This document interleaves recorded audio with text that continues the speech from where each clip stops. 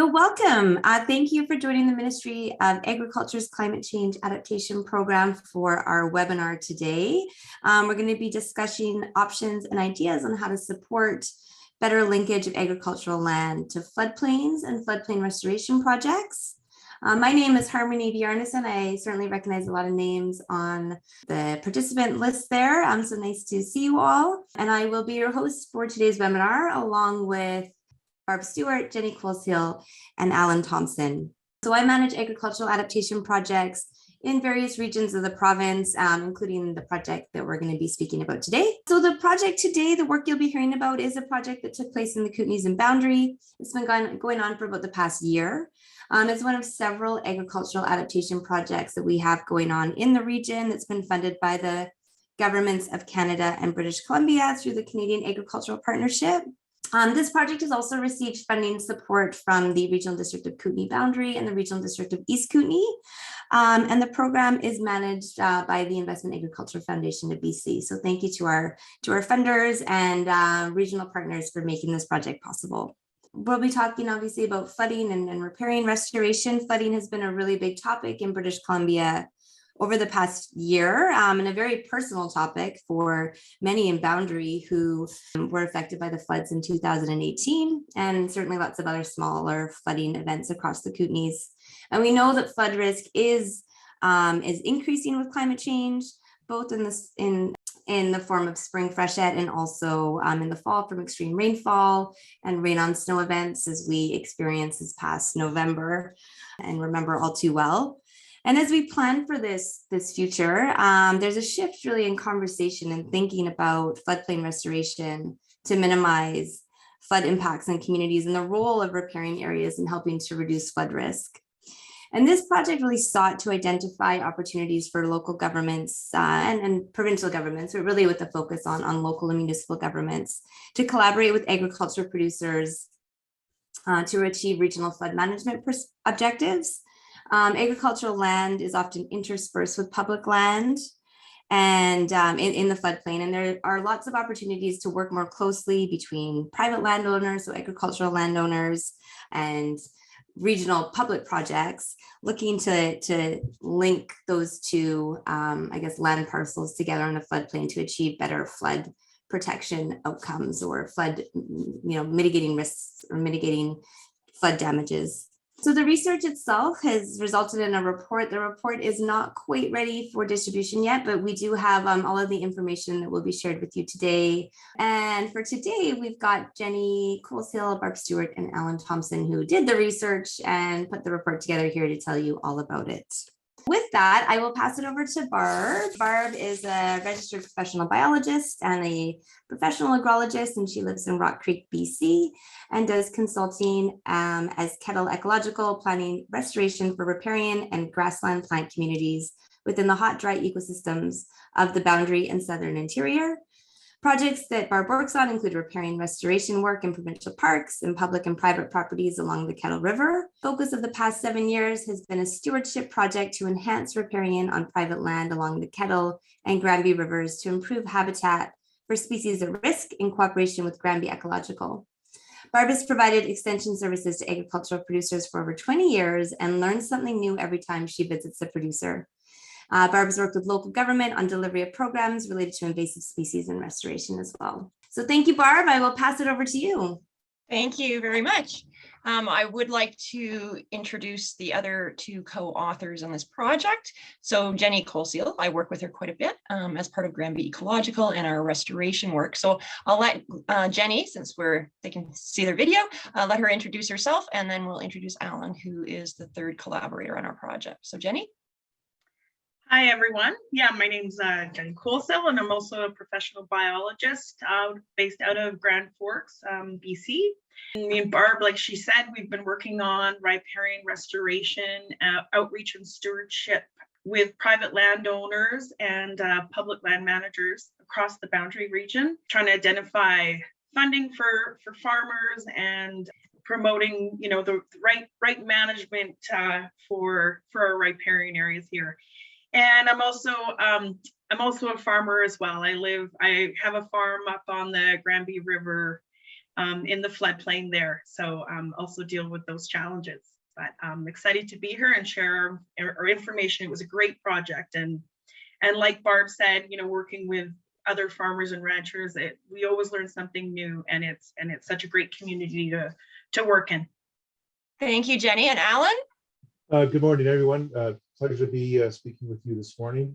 I live in Nelson. I have a practice. My practice is called Mountain Station Consultants, and I'm a professional engineer. I've been working in the water resources and management and planning aspects for close to 30 years, and gotten involved in all sorts of interesting projects, including in the agricultural sector, which is there's some real challenges, and I'm a real proponent in trying to develop or help farmers in the agricultural community out and kind of getting that balance between, you know, working on floodplains and bringing in riparian vegetation, and also respecting, you know, the agriculture community's needs to actually work on the floodplain. It's quite a delicate balance. So happy to share experiences and ideas with you folks this morning. Thank you very much, Alan. So Harmony has introduced kind of our project and gone through, and you've seen kind of the objectives of our project. So we want to get into what we actually did within this project. So this was really an engagement type project. So initially we completed a literature review of all the work that's been done, and there's been a lot of work done. We limited our literature to kind of the Pacific Northwest region. There's been a lot of riparian work in various locations. So we talked to the agricultural producers. This was a challenge last year with COVID going on and everything, but we talked to producers over the phone. We went and did site visits, and we also had a survey out as well. We talked to local government staff to kind of see where local government's at. And I want to just let everyone know, so the area we're talking about is the Kootenay and Boundary, which is the southeast corner of BC. It includes the regional district of East Kootenay, regional district of Central Kootenay, and regional district of Kootenay and Boundary. Now we will get into what we learned. So Alan, I'm going to pass it over to you, and you're going to just introduce them a bit to the functioning of floodplains. So just thought I would splash up a picture here of kind of what a floodplain is. I think we're probably all familiar with what they are, but sometimes we kind of forget the extent of a floodplain. We often think of floodplains as being kind of immediately adjacent to the river, but quite often floodplains extend from valley wall to valley wall. And in this case, if you look at floodplain mapping maps, you'll see that basically the floodplain, the 200-year floodplain, or even the 100-year flood goes from valley wall to valley wall. So it encompasses pretty much everything you see here in the light green. And so this is kind of what we're talking about in this presentation today, the floodplain. And then the riparian zone is basically anywhere that's kind of within the floodplain that's affected by the river. And so it can be, the riparian area can be actually quite wide in some cases. And so there's a lot of places here where agriculture is located. For the most part, it's always on the floodplain in many parts of BC. That's just the topography of the province. And so many farms that basically across the province have to deal with the issues that we're going to be talking about today. But essentially, agriculture is, since it exists in all these areas, pretty well what we're talking about today applies to agriculture from valley wall to valley wall. Here's an interesting picture of a farm that's before and after a flood. This is in the Granby River. It was taken in 2019 using a drone, and you can see basically how the farm got flooded out in the 2019 freshet. So that star that you're seeing in both pictures, that's basically the same point. And that's where the cursor is right now. And this farm is used for pasture. And the Granby River is basically flowing from the bottom of the picture to the top of the picture in each one of the images. And you can see how the pasture is completely inundated with freshet water. You can also see that in some, if you look closely just above the star in the bottom picture, you can see a lot of debris, which is floated down from the river and is deposited on the field. You can also see, which is interesting here, is that the property in question kind of that is flooded is downstream of that star. The property which is upstream of that star has got a dike on it. So you can see that in the lower picture. What's interesting to note here is that the dike does not stop the floodwaters from coming into the property. So the property behind the dike is still flooded out. It's not receiving the flows and the debris, but it's still receiving the flood water. So it's quite impacted by the floodwaters itself.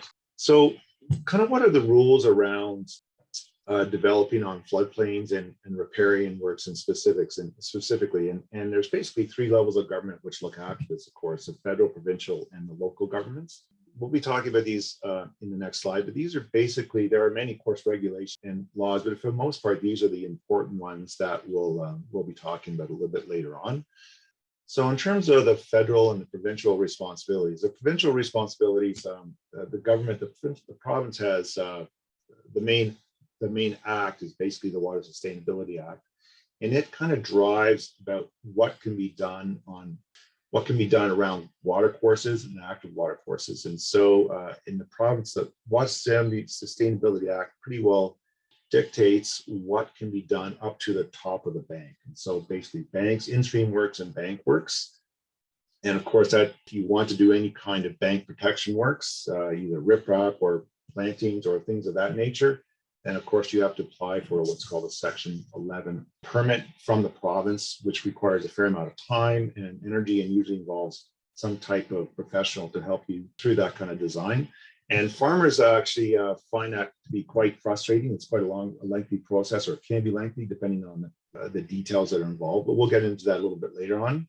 Another provincial government kind of act is the Farm Practices Protection Act, which is basically known as the Right to Farm Act. And it more pertains to odors, nuisances, and basically protects the agricultural community from local bylaws or basically other people in the valley, that if the farmer is producing or farming normally, then they can't be kind of bothered by other people or kind of local regulations. In terms of guidance, the province has put out a few guidance documents. One is the hazard area and land use management guideline for floodplains, and then the flood construction levels and setbacks, farm situations. There are more kind of guidance documents about setbacks, buildings, and things of that nature.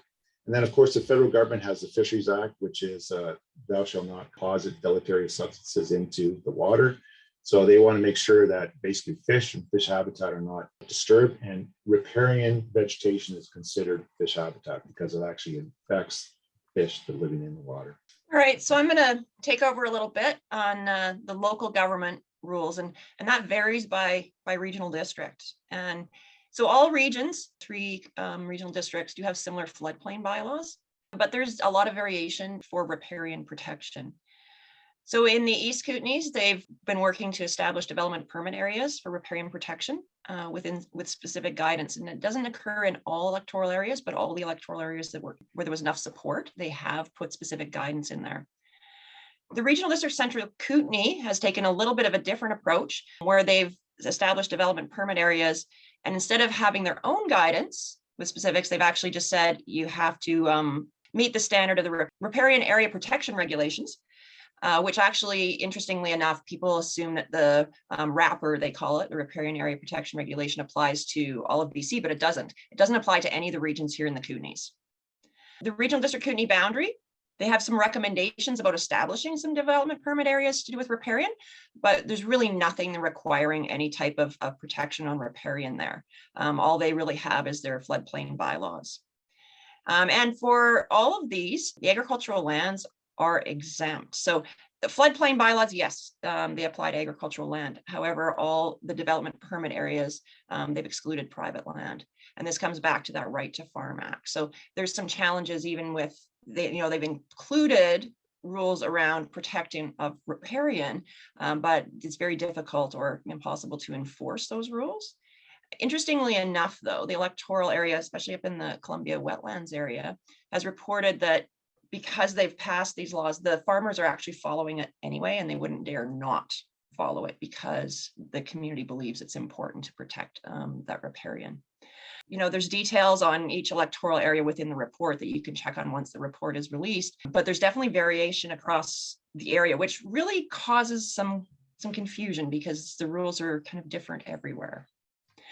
So now that we've touched on the rules and regulations are related to floodplains and riparian management, we want to switch gears a little bit and start talking about what we heard from producers. what are their issues? And not all producers have big issues. You know, it depends on where they're located and the frequency of flooding and the severity of that flooding. So we did ask set of questions to people so that we could track, you know, those responses.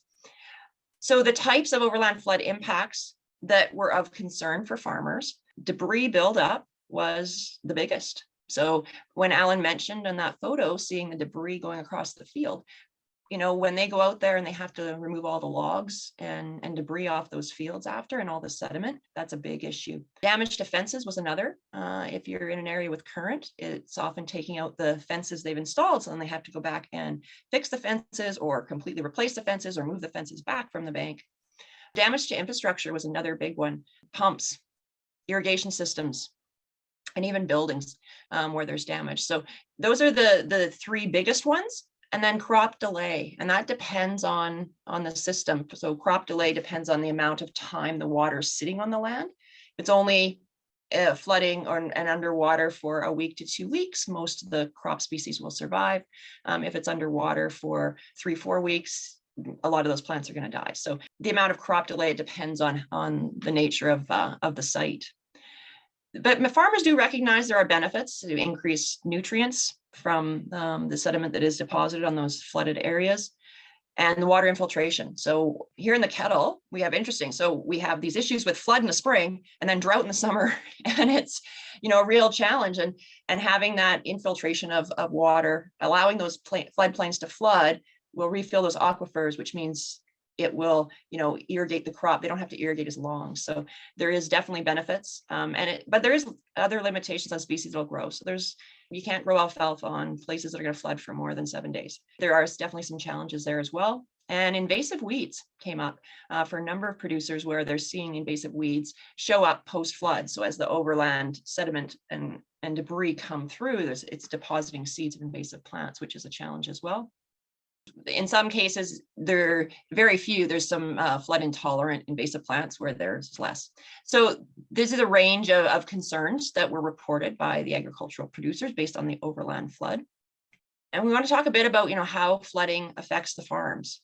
And a big one is about loss of infrastructure. And this year it's really interesting because the flood timing is different. This is the Flood Forecast Center. And they're actually, like, normally the flood occurs in May. Well, this year, end of June into July. Alan was reporting he's been watching this for some of his projects, and the Slocan River is going to pop in about 5 days. And so that's really late timing, which is really going to affect those producers because they would have full-grown hay crops on that land at this time. And so they will lose that entire hay crop as opposed to timing in May. So, you know, flooding, it's going to affect farms differently every year. And this is something that farmers do worry about every year, about what that flood's going to look like and what they're going to have to deal with that year. What we heard from producers, there's funding support needed for producers to start a project. One of the challenges with Riparian in particular is that it's not direct, like they don't get a direct economic benefit from the Riparian in the first few years. There is a long-term benefit of once the Riparian's there, it protects the land. So it reduces their, you know, long-term management costs. But in the short term, there's no real economic return from doing it. So it's a challenge for farmers who only have a certain amount of cash, and they may have to upgrade their fencing, they may have to upgrade their irrigation system. It's not going to happen unless there's some funding to help them do it. There's expertise needed to get through projects. So one farmer said she had a biologist helping her to get things through, but then when that person was no longer there, nothing happened, and it's been sitting for years now. And the project isn't going forward. So expertise is definitely needed to get things through the process. As Alan mentioned, there's some rules and some very strict rules on to get that approval, what has to be done. And you really need that expertise because farmers can't be an expert in everything. They're already an expert on fixing everything and farming and all of those things. And they need some help with the riparian and managing things on the floodplain. There also needs to be financial support for maintenance. So that's another thing. So most funders, and most projects, people think about, oh, I'm just going to go out there and plant. Great. And then what? And so there's been projects happen that haven't had the maintenance that end up everything dies or most of it dies, or it's not as successful as it could be. So that's another thing from producers is they need a little help with that maintenance as well. We ask questions around what are farmers willing to do? Certainly, a lot of farmers have been taking advantage of the environmental farm plan program and fencing off the riparian, which is really great that they've been doing that. They've been changing their grazing, and it's actually stimulating shrub production in those riparian areas. And they're seeing recovery of riparian within like 5 to 15 years. So it takes a bit of time, but it is regenerating on its own on many sites. And so fencing and then how you manage that grazing can make a big impact on your riparian, but it doesn't work everywhere. But there's also some farmers with some unique solutions. So this was a farmer out in Tata Creek where he actually had designed this triangle shaped thing for cattle to water, so they couldn't actually step in the creek and damage the creek, which is very cool. So, you know, there's these bigger projects, you know, fencing, but there's these other little things, unique things that farmers are doing to help improve the riparian and to protect the water. Farmers, they need that funding assistance and the expertise, especially for the bank protection projects and the riparian enhancement planting. Bank protection projects are often very complicated and very expensive. So that's something that they definitely need. And you're going to see this little icon of money on quite a few slides, because that is one of the big things that's come out of this project is we have to help support farmers. And it's for the benefit of the community, because those farmers own a large chunk of that floodplain and they manage it. And if they enhance riparian there, it actually has benefits to downstream community as well, and upstream community. So as one of the survey respondents said, the cost of doing the riparian enhancements shouldn't be on the back of the local farmers. It should be shared by the community. Modifying crops, we did look into that as well as part of the project. Now that's a difficult one because there's not a lot of crop options when you have a system that floods irregularly. You don't know when it's going to flood or how much it's going to flood. But there is work down in the States around energy crops. So even something growing like cottonwood or willows as a fuel could be something, but that's a challenge with these. And they're talking about several different types of grass as well that are like huge biomass. So there may be some options, but a big challenge with this is getting that to market. So the market hasn't been proven in Canada, but that might be something that might help some farmers who are severely flooded, is some alternative crops. But again, it's going to have to be, the economics going to have to be proven, because farmers do regular cost benefit analysis to see whether it makes sense to continue to farm or not. We want to show some examples of some of the projects that are going on. Some farmers have taken the initiative to do that work, and they've been working with other nonprofits. In this case, this is in the Slocan River area, and it's with Gregoire, who is with the stream keepers there. And so they've done this planting project of this eroding bank. As you note, they've actually set back the planting. And this is a mistake that some farmers do, where they'll try to do it themselves and they'll plant low on the bank and they'll lose it all. But once you get, professional involved, you're going to set that back to a point where you're not going to lose that entire planting, right? It'll grow enough. And then by the time the bank erodes to it, it'll start holding that bank. Farmers are enhancing riparian. So this is the Crooked Horn Farms in the Slocan Valley, who's also partnered with the stream keepers there to restore healthy riparian adjacent to their farm. In this case, they actually installed coarse woody debris and were planting native shrubs and trees to create a resilient shoreline. Habitat features were also added to enhance nesting opportunities for birds. This is some of the things that farmers are already trying to do. Another example, this is the Sidwell Ranch in the Granby, where they're working with the Granby Wilderness Society, which Jenny's involved in. There's 2 phases to this project. There's some bank protection work. The original photo you saw with those stars on it, that's a property where he's losing a lot of bank when you get to the end of that berm. So that's one of the parts, but that's actually been delayed. It was supposed to happen last fall, but it got delayed, and hopefully will happen this fall. And that's something that commonly happens with projects. But what part of the project did go forward is some riparian planting. So working with Jenny, a large number of trees have been planted along this bank. You see the little white protectors, because keeping plants alive is actually a bit of a challenge. We have pocket gophers that like to eat the roots. We have rodents like voles that like to debark these things. And then we have deer that like to chomp the top. So sometimes the challenge with these plantings is actually a bigger cost in protecting them, often with cages, rather than just planting them out there, and a lot of your plants will just die or disappear. And drought's always an issue as well for it. So if farmers are going to do these types of projects, they need to think about all those things and have a little expertise to help the project to be successful. So this was just planted this spring. So this is a very recent planting, and Jenny's going to do her best to keep it all alive, right, Jenny? Something we found that working with producers want to deal with people they know and trust. Having someone new just come in, pop out of their place, they're going to be like, who are you? So it's really useful when you can, like the environmental farm planners are great because they do also understand the farming industry. And so farmers are more willing to do projects with someone who they trust and understand.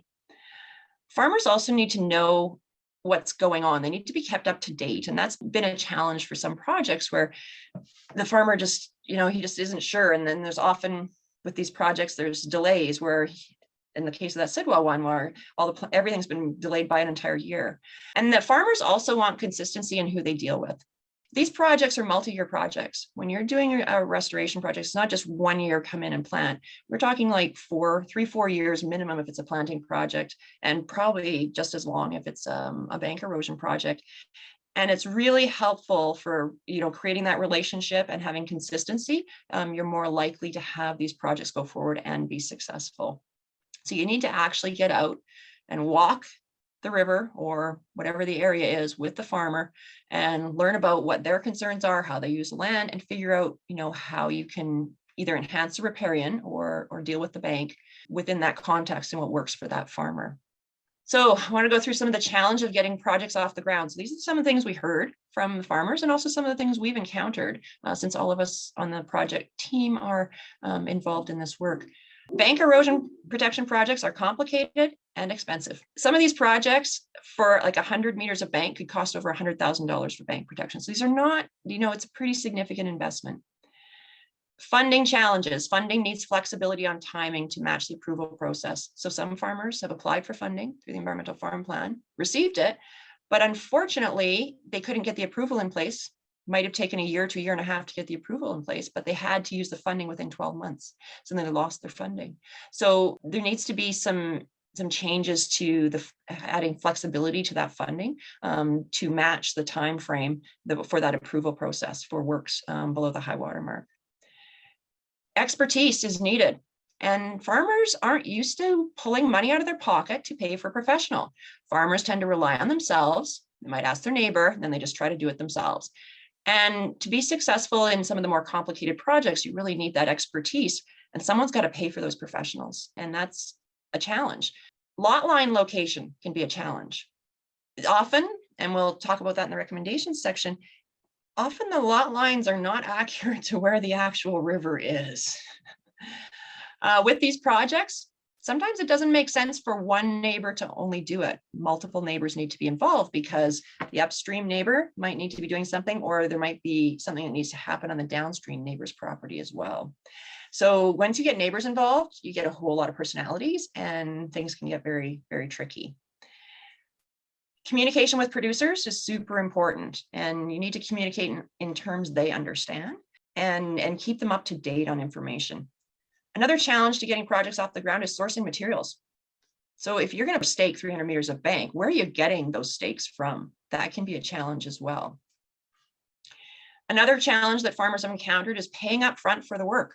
When they've done projects under the Environmental Farm Plan program, they have to complete the project before they get reimbursed. So if we're talking about a $100,000 project, the farmer has to pay that out, or a lot of it can be in kind. So that's how the Environmental Farm Plan program works. But they're paying out a big cash layout and waiting until it's completed. And if there's delays in completion of that project, they're going to have trouble getting those funds. So that's another challenge for farmers as well, is the way the funding's set up and receiving that funding after completion. So that was like kind of the highlights of what we heard from farmers, and there's more in the report. So I encourage you guys to read that once it's available. So local government perspective. We also spoke with the local government officials, both staff and elected officials. They want to enhance riparian. They see value in working with producers, with farmers to do that, because farmers own so much of our floodplain and our riverbanks. They're hesitant to establish new bylaws. elected officials, they need support from the community before they're going to pass new bylaws. So if the community doesn't see riparian improvements as a priority, they're not going to fund new rules or approve new rules or go through a referendum and actually vote for it. So there's definitely a hesitancy there to establish new bylaws. Overall, they do recognize their gaps in the system, and they know there's improvements that can happen. And that's why they've raised this to the Climate Agriculture Initiative and why we're doing this project, because, you know, what can they do? And that's what the outcome of this project is. They need guidance on what they should do, and they definitely can step up and help. So there's definitely some things that local government can be doing. So first I want to talk about what they're currently doing. The Regional District East Kootenay and Central Kootenay have established those development permit areas, and that's actually a pretty big thing.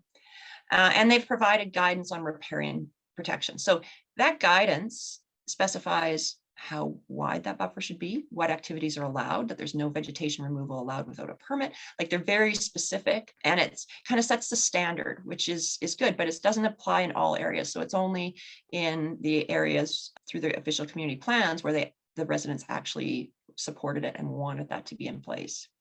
Establishing conservation funds have been used for riparian projects. So the Columbia Valley is a great example of this, where they have established that conservation fund. It funds other things as well, not just riparian, but, you know, it's there to help private landowners, because one of the challenges with the funding is often the federal government funding only applies to public lands. Some of the provincial government funding only applies to public lands. So it's hard for farmers, because how are they getting work done on their private land? Also, the Kootenay Lake Conservation Fund in the Central Kootenay, and there is work to expand these. So the Kootenay Conservation Program has been helping the local governments to look at expansion of those conservation funds, which is very cool. So there's work going on. Kootenay Boundary, they've taken a different approach. They've developed a watershed management plan, and they've established an integrated watershed service. So I believe Christina Anderson, who's the watershed planner, she is on this webinar, and she's been part of the advisory committee as well. So they've taken a different approach where they don't have strict bylaws, but they are working to try to coordinate that management. But the next step is they've kind of done the planning, but they need to implement that on the ground.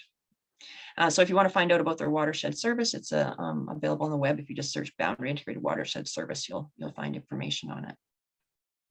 So that's what we heard from local government, from farmers. And as a team, we came up with, well, how do we improve this? How do we address those gaps and those challenges that farmers are encountering? And how does local government do that? So the scope of our recommendations are within local government, although there's some of them that definitely apply to the province. So recommendation 1, increase producer access to information and beneficial practices for riparian enhancement in floodplains. All right, now, the first response of people when they hear this is, but there's so much information out there, it's already out there. That's the problem. There's too much information out there. It's all over the place in different locations. Some of it's outdated, some of it's good.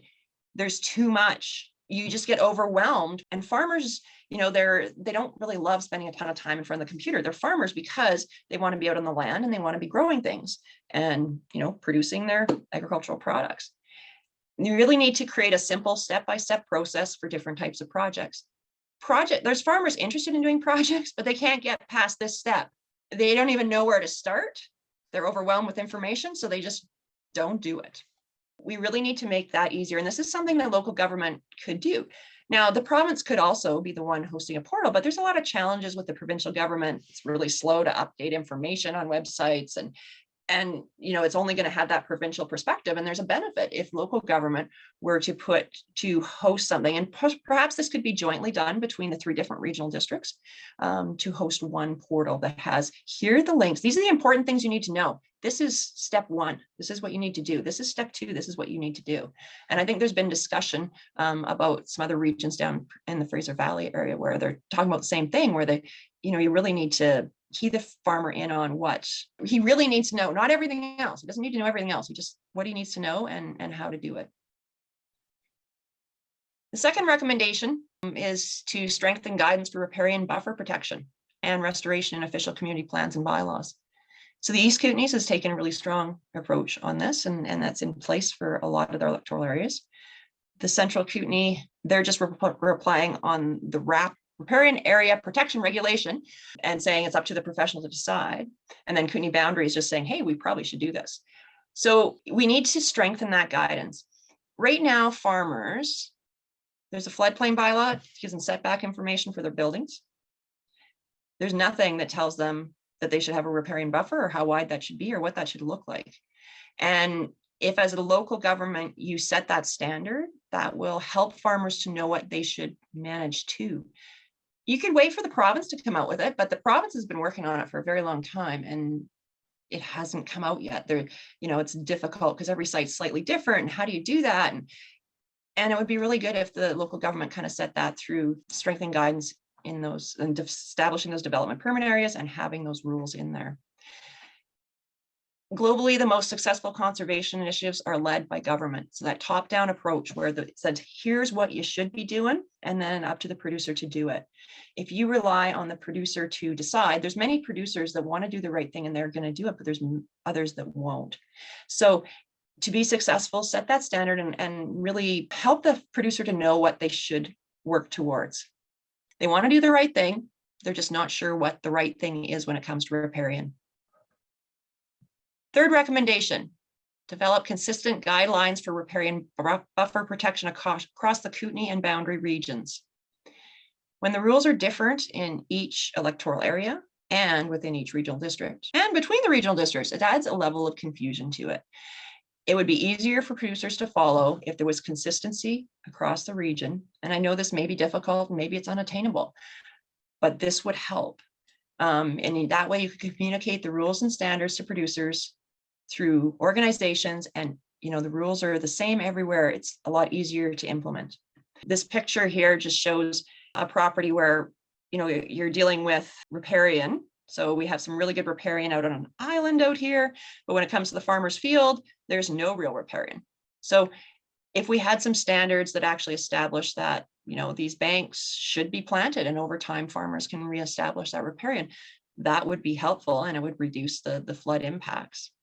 You're often dealing with multiple landowners. Sometimes there's an agricultural producer next to a non-agricultural producer. So it would be nice if they were both expected to have the same rules. The fourth recommendation, provide some leadership in identifying reaches where riparian restoration or encouraging natural flooding is a priority. Funds are limited and we can't afford to, with the scope of previous land use and damage to a riparian, we can't afford to do it all. But if the regional districts, they could take on that role of looking at those reaches and saying, what are the most important ones for us to maintain flooding on or reestablish flooding on and improve riparian? So that would be a planning exercise that could be important. And what that'll also do is help bring up community support because it'll involve the community in that planning, and then they'll start to understand how important that riparian is on that farm upstream to what happens downstream with them. If producers know that it's important on their land for them to enhance riparian or have certain features or allow it to flood, they're more likely to undertake projects on their own or to invest in projects. So showing that guidance by local government, and this would be something, say, the regional district Kootenay Boundary would do their own prioritization. A little bit of this has been done in the East Kootenay area, but it hasn't been done to the level it probably needs to be done, but I believe up in the Columbia wetlands area that has already been kind of done. So it is important to kind of figure out where those priorities are, and then that can help with funding and priorities for funding. So if a farmer is decided that he wants to, he's going to go ahead and he or she, they are going to go ahead and enhance the riparian on their farm, they need some funds for it. Then when they apply for those funds and they can show that this is actually a priority by the community, that might actually help them in getting those funds. Or they will work with a nonprofit and that nonprofit is following this guidance and saying, hey, this is an areas of priority. Yeah, hey, we do want to work with this farmer, so we're going to help this farmer. So this prioritization, I know it is not that difficult. I mean, it will take some time, and it's just a GIS exercise to figure out where it's most important to allow flooding so that you don't have like huge flows downstream. So where you allow that river to flood out, may either maintain it or establish it. All right, recommendation 5, provide consistent support for initiating and sustaining collaborative riparian projects on larger river reaches. These are complicated, require a lot of staff time. You need to invest in effective communication on these projects. And there is a project in the Creston area that has started along with the Goat River on this, where it is a larger collaborative project to reestablish flooding. It takes a lot, but it is worth it if you can do more than just individual farms. And again, there's cost to that. Recommending using a personal approach to initiate producer interest in projects in high priority areas. Don't just send out a bunch of brochures. Don't send out letters.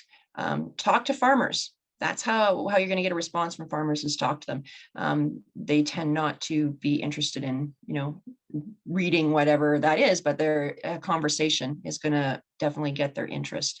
So take a personal approach if you want to get projects going. Connect producers with potential collaborators. So this is another role the local government can have. So some farmers have said, well, I didn't know who to call. Actually, they might have called the local government and they're like, they didn't know either. So connecting, and in some cases though, the local government does know, but they just didn't know to even call the local government. So connecting those producers with project collaborators, nonprofits that might be able to help them, get them funding to help do it. The Kootenay Boundary Farm Advisors Program is a really good way to do that. They are a program that goes doing extension service across the Kootenay, East, Central, and Boundary area. So and also the Environmental Farm Planning Program can help to connect. But it would be useful if even the regional district had a list of, hey, when someone comes in with a question, here's who you should call, and they might be able to help you do this. Farmland Advantage is another program that's been doing it, but they're more of, they seek you out as opposed to you apply for something. They come and seek you out because it's a priority area. Enhancing riparian investment in green infrastructure. So local government, people don't really want to pay more taxes. When it comes to local government tax, it actually goes back to the service. So it's a little different than provincial government. But one of the respondents said, incentivizing farmers to do ecologic work that may in the short term reduce their income, because it's going to cost them something, can be an efficient use of conservation funds and entice farmers to do more riparian conservation work in the future once they see the benefits. So, but the public needs to be able to support that, to say, hey, yeah, we need to, help financially support farmers. The conservation fees model, there is information on the web available about the Columbia Valley Local Conservation Fund, which is that one I mentioned up in the Columbia wetlands, and also the one for the Kootenay Lake as well. So the Kootenay Boundary doesn't have one of these funds at this time. They do have a little bit of funding as part of their integrated watershed service, but not on the scope of kind of what's needed. The 8th recommendation, investment in green infrastructure, was to establish conservation lands for extreme flood impacted areas. Very few farms I would class as extreme flood impacted areas. This is an example of one out in the East Kootenays off the Kootenay River, where the flood in, I believe it was 2013, normally this farm is like 200 acres of irrigated hayfield.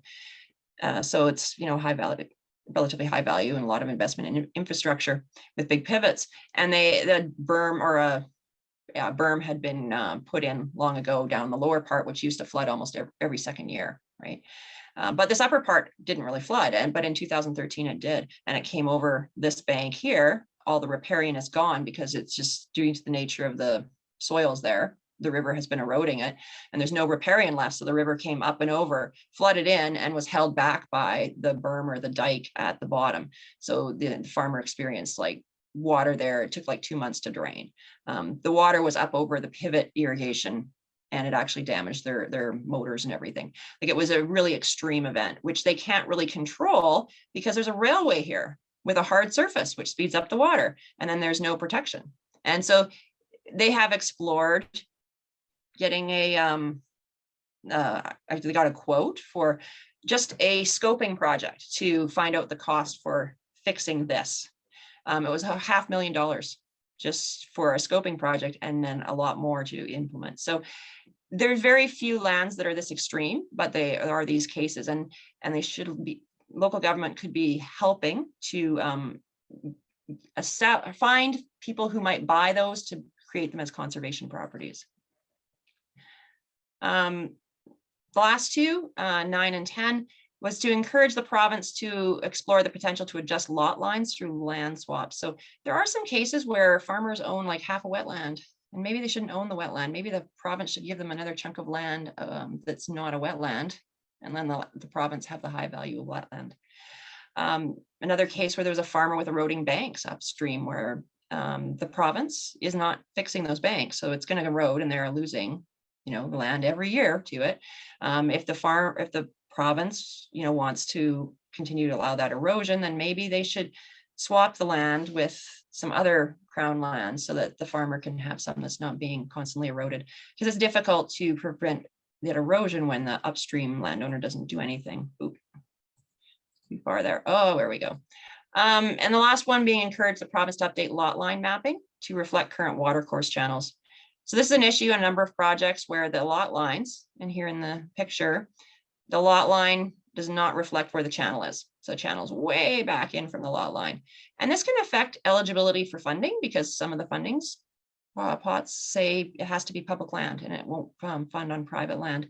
So here it's showing us this is all private through here. So how do you use federal or some of those funds? You can't get them until those lot lines are adjusted. And who pays for a resurvey for that?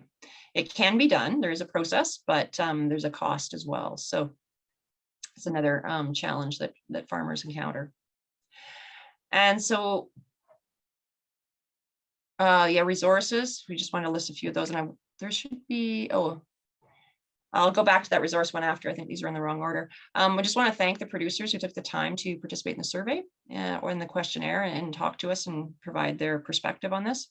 Local government staff and elected officials for also providing information, and the project oversight committee for providing guidance throughout the project. So without that, this project definitely would not have happened.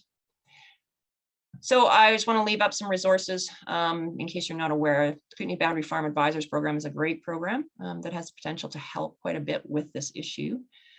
And also the local environmental farm planners, because there is some funding available. It is oversubscribed, where producers might have to wait a couple of years to actually get funding, but it is there, and those planners are really knowledgeable and can help with planning it out. So that's the summary for the presentation.